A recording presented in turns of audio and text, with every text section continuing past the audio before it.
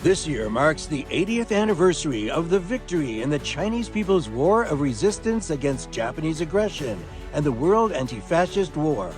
Looking back, we are reminded that humanity lives in a community with a shared future, where we rise and fall together. Countries are not riding separately in some 190 small boats, but are rather all in a giant ship on which our shared destiny hinges. On September 3rd, China will hold grand V-Day commemorations in central Beijing. At such a moment of remembrance and reflection, it is high time to underscore a vision that unites humanity in pursuit of a better future.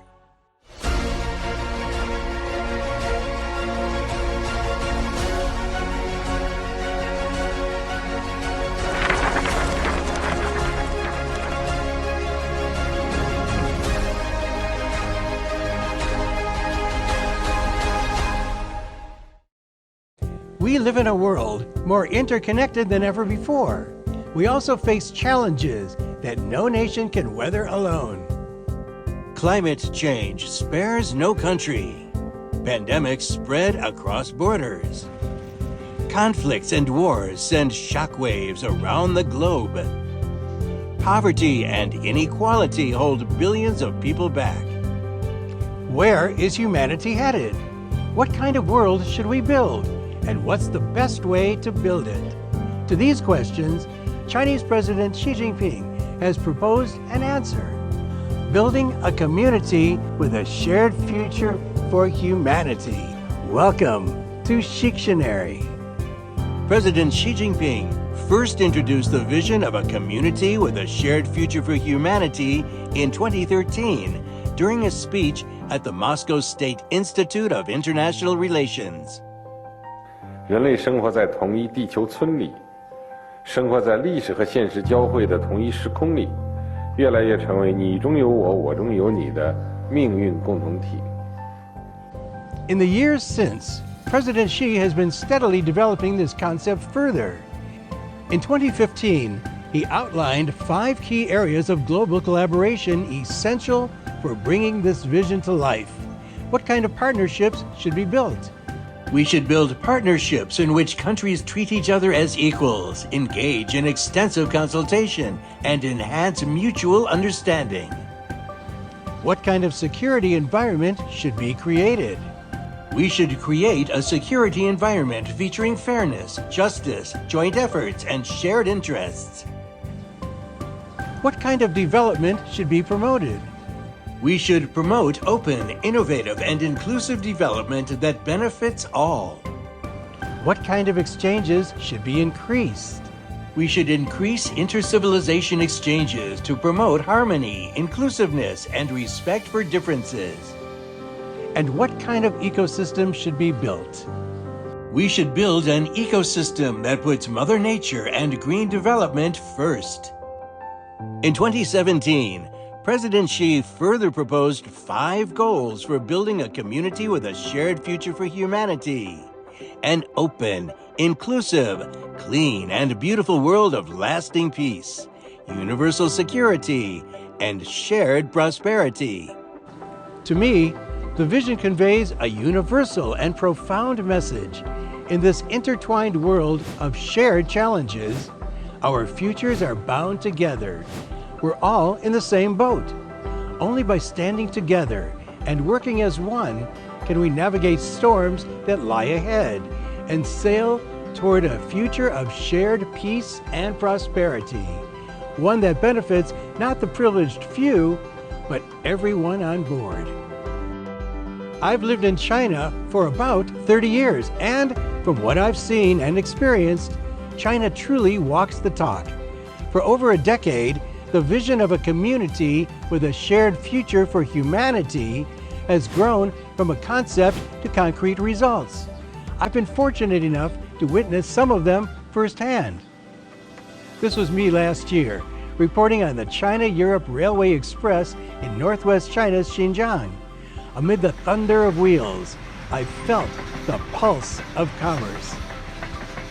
The China-Europe Freight Train Service Network now links 128 Chinese cities to 229 cities across 26 European nations, plus over 100 cities in 11 Asian countries.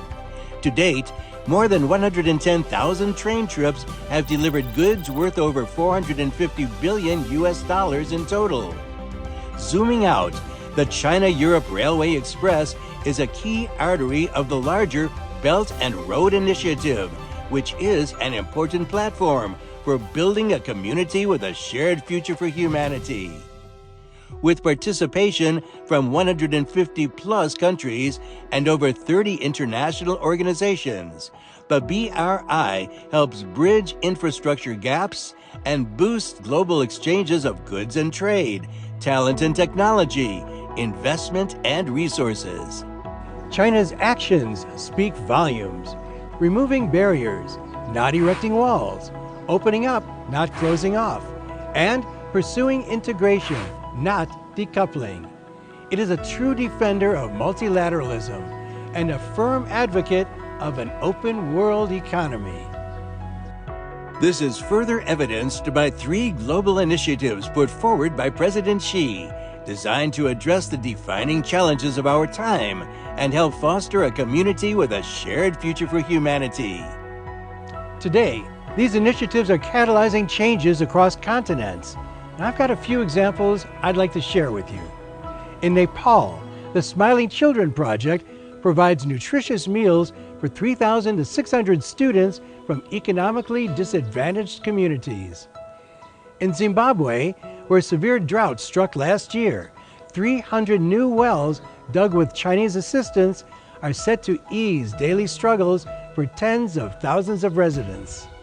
In Fiji, Juntao Technology, which uses grass instead of wood to cultivate edible fungi, is boosting harvests and incomes for local farmers. In Brazil, this newly built photovoltaic plant is expected to power 550,000 households with clean, renewable energy and cut some 900,000 tons of carbon dioxide emissions annually. The 3 global initiatives have also played a vital role in bringing countries together and delivering real help during difficult times, from the COVID-19 pandemic to devastating earthquakes. Amid escalating global conflicts, China has consistently worked with the international community to safeguard world peace, from mediating the historic reconciliation between Saudi Arabia and Iran to promoting peace talks on the political settlement of the Ukraine crisis. China is also a key player in UN peacekeeping, having deployed over 50,000 personnel to more than 20 countries and regions in just over 3 decades. This year marks the 80th anniversary of the victory in the Chinese people's war of resistance against Japanese aggression and the World Anti-Fascist War. As solemn commemorations take place around the world, the scars of war once again remind us with renewed urgency that peace and development remain humanity's eternal pursuit. 80 years ago, the forces of justice around the world fought side by side against common foes and defeated fascism, opening a new chapter in human history. 8 decades later, as the world is undergoing profound changes unseen in a century, countries must come together again to meet challenges, pursue common prosperity, and jointly build a community with a shared future for humanity.